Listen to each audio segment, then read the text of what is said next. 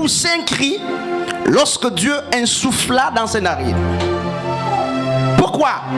Il n'y a pas d'existence possible sans des cris. Il n'y a pas de vie possible sans des pleurs. Je sais où je vais, frères et sœurs. C'est pourquoi gardez à l'esprit Marc chapitre 11 au verset 24. Il n'y a pas de réussite sans des cris. Si vous avez réussi dans votre vie sans crier, peut-être que vous êtes simplement héritier, ou c'est un bâton magique. Ma Bible m'apprend que tout commence le soir. Avant que le jour ou le matin arrive, il faut que les choses commencent le soir. Le soir, c'est le symbole d'Adam lorsqu'il était inanimé. Le soir, c'est les épreuves. Le soir est le partage ou le bien commun, la chose la mieux partagée chez tous les humains. Si vous avez une richesse alors que vous n'avez pas commencé le soir, votre richesse ne remplit pas les conditions de Dieu. Si vous avez un ministère qui n'a pas commencé le soir, votre ministère ne remplit pas les conditions de la création. Si vous avez un mari, un enfant, un diplôme, un emploi qui ne commence pas ou qui n'a pas commencé le soir, vous êtes hors de la portée de Dieu. Pourquoi? Chaque fois que Dieu a commencé à créer, Genèse dit, il y eut un soir et il y eut un matin. Ce fut le premier jour. Toute la création est suivie, n'est-ce pas, par cette belle lecture ou ce beau passage que j'aime tant. Il y eut un soir et il y eut un matin. Ce fut le premier jour. Comme pour dire que tout homme naît le soir. Les foyers, nous les avons le soir. Les ministères, nous les avons le soir. Ce sont des choses inanimées lorsqu'elles commencent. L'emploi, tu l'as le soir. C'est inanimé lorsque les choses commencent. Il va falloir que Dieu s'invite et qu'il vienne insuffler dans ton projet pour que ton projet devienne un projet animé. Et donc, frères et sœurs, ceux qui attendent l'eau de la pluie ne vont jamais s'intéresser, n'est-ce pas, à la couleur des nuages. Ceux qui veulent, n'est-ce pas, s'exposer à l'eau de la pluie ne s'intéressent pas à la couleur des nuages. Ceux qui veulent s'abreuver à l'eau de la pluie ne restent pas cantonnés sur la qualité, la couleur des images. Ils chercheront ce qui est caché derrière les nuages. Et la Bible dit que le prophète Élie a dit au roi, il se fait un bruit dans le ciel qui annonce la pluie, qui annonce le retour de la pluie. Il y avait déjà 3 ans et 6 mois que le peuple était dans la sécheresse, la misère.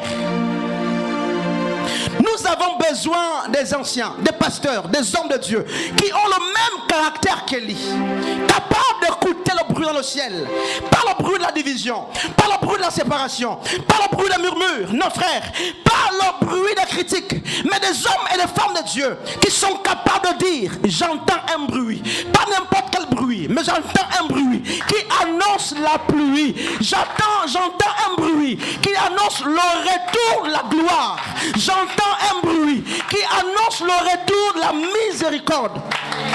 Et la Bible dit, frères et sœurs, que le ciel a commencé à s'obscurcir. Regarde, frères et sœurs, ce que Dieu me siffle, c'est que l'obscurité doit devancer le jour. Merci Seigneur. L'obscurité doit devancer le jour. Et qu'est-ce qui se passe? Avant que la pluie n'arrive, il fallait l'obscurité. La promesse que Dieu t'a faite sera nécessairement, vraisemblablement, précédée par l'obscurité des nuages. L'emploi que tu cherches sera peut-être précédé par l'obscurité des nuages. Frères et sœurs, ne refuse pas que le nuage s'assombrisse. Ce gars est là. Gloire à Dieu, elle fait ses fiançailles le 17.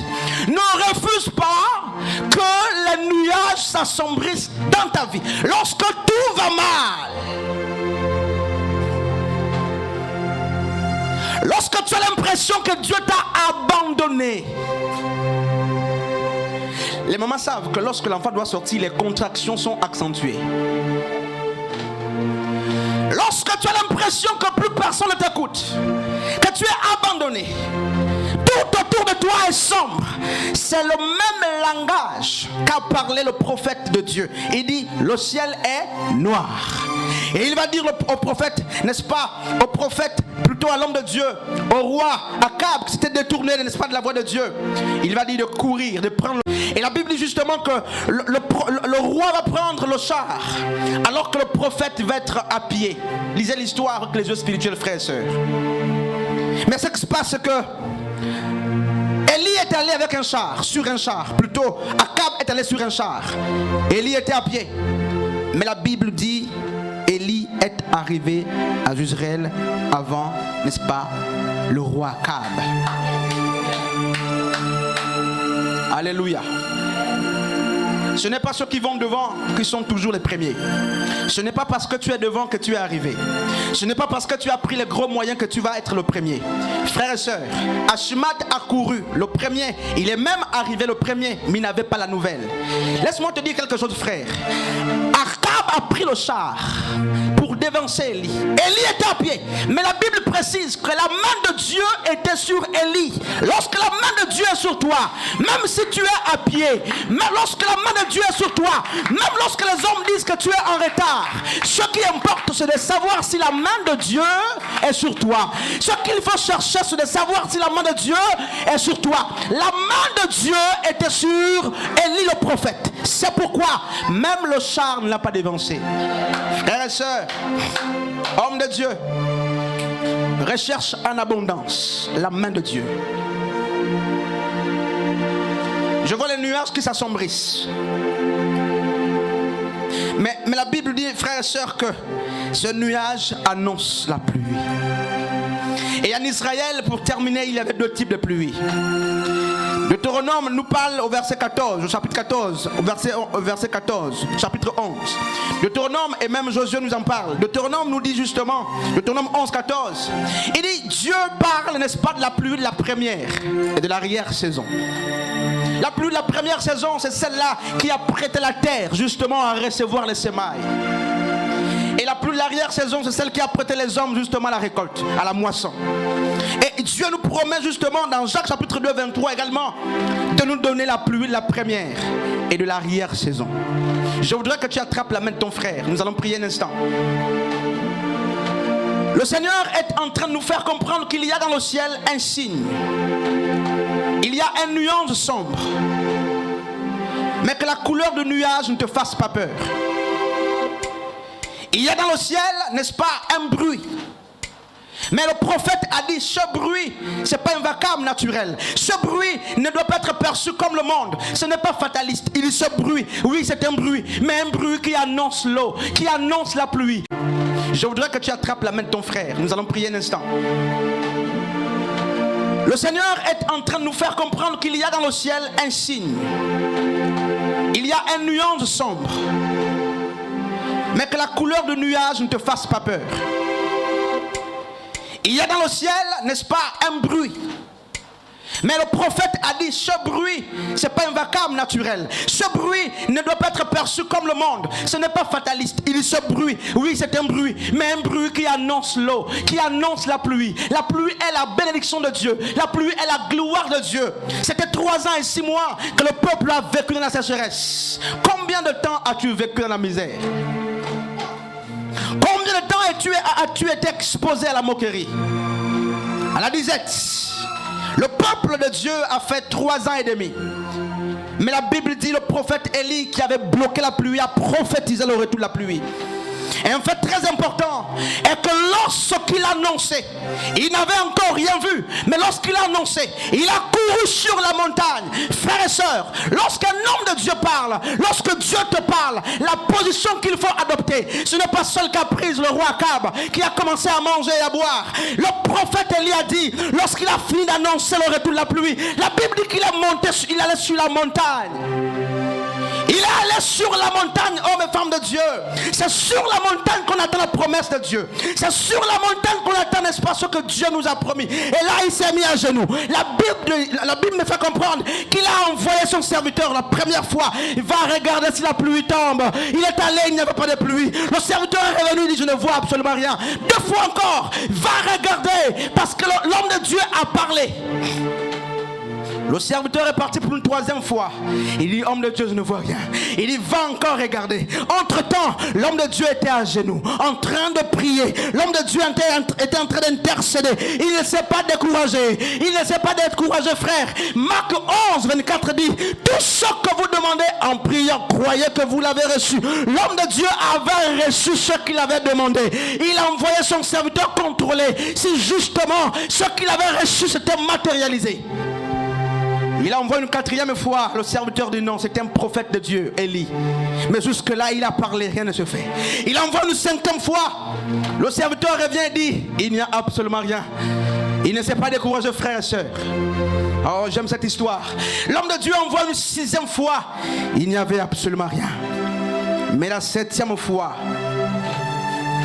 frères et sœurs, il dit qu'il a vu un nuage qui est comme la mer qui s'avançait. Or, très souvent, nous ne persévérons pas.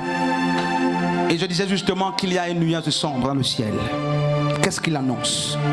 Non, ce n'est pas un malheur, frères et sœurs. Tu n'es pas obligé de pleurer toute la vie. L'enfant qui pleure à la naissance ne pleure pas toute la vie. Pourquoi? La Bible dit qu'il y a eu un soir, il y a eu un matin. Ce fut le premier jour. Si tous les hommes naissent le soir, il appartient à chacun de nous de décider de rester, soit le soir, ou de faire allumer dans sa vie le matin. L'arrivée du matin est conditionnée par toi-même. Mais le soir est la chose la mieux partagée. Je veux que tu pries, je souhaite que tu pries. Peut-être comme tu ne l'as jamais fait. Que tu dises à Dieu, Seigneur, je veux persévérer. Élie ne voyait absolument rien jusqu'à la sixième fois, mais il n'a pas quitté la montagne. Il est resté persévérant. L'homme de Dieu ne voyait absolument rien, mais il n'a pas quitté la parole de Dieu. Il n'a pas bafoué la parole de Dieu. Il est resté fidèle jusqu'à la septième fois où le serviteur a vu un nuage qui venait vers lui et le ciel était noir et c'est là que la pluie est tombée. Le Seigneur est sur le point de nous bénir. Et le Seigneur qui donne la pluie, justement, Zacharie chapitre 10, à partir du verset 1er dit, demandez à Dieu la pluie. Le Dieu qui donne la pluie la première saison, c'est le même qui donne aussi la pluie de l'arrière-saison. Je veux que tu pries et que tu dises à Dieu, Seigneur, je veux rester fidèle. Je veux rester fidèle. Tu peux prier le Seigneur un instant. Je veux rester fidèle. Je veux rester fidèle.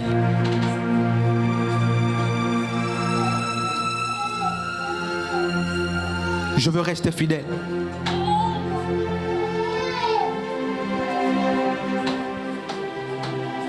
Qu'est-ce que Dieu t'a promis qui n'a pas encore vu le jour?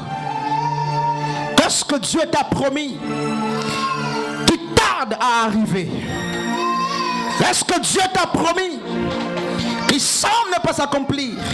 Est-ce que tu vois le contraire? Élie a prophétisé le retour de la pluie, mais il a vu le contraire 6 fois. Il a prophétisé le retour de la pluie, mais il a vu le contraire 6 fois.